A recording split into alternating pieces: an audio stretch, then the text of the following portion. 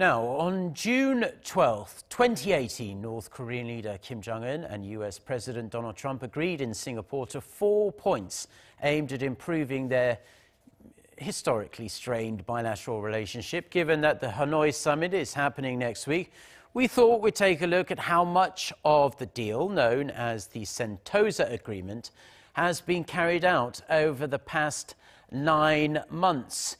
EG1 reports.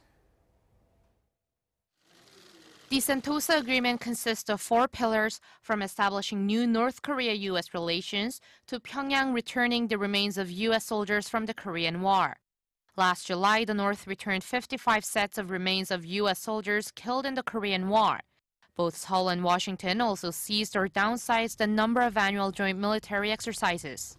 The U.S. also announced a review of its North Korea policy in order to send humanitarian aid to the regime.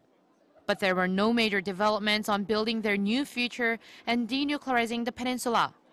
The North had dismantled the Punggye nuclear test site and repatriated 3 detained Korean Americans, but these events took place prior to the Singapore summit in June.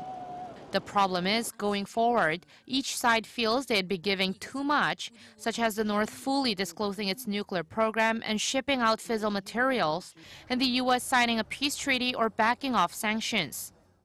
They both urged the other side to take the steps first. The U.S. called for North Korea's concrete denuclearization, while Pyongyang demanded Washington's trust-building measures. With neither side budging, there wasn't much progress. With the second Kim-Trump summit just a few days away, the experts said it is vital to reach an agreement on denuclearization in negotiations, as well as set a system. Even if the two actually improved their bilateral ties, they wouldn't be stable as there are no foundations. They need to institutionalize their promises through ways like setting up a liaison office. Keeping a timeline would also be necessary to continuously push through their agendas and avoid groundless criticism. With various reports already saying that setting up a liaison office and the returning of war remains are going to be topics in the agenda at the summit, there are hopes that Hanoi will pave the way for more concrete progress in achieving not only their individual and mutual goals, but also regional peace and stability. 이지원, 아리랑 뉴스.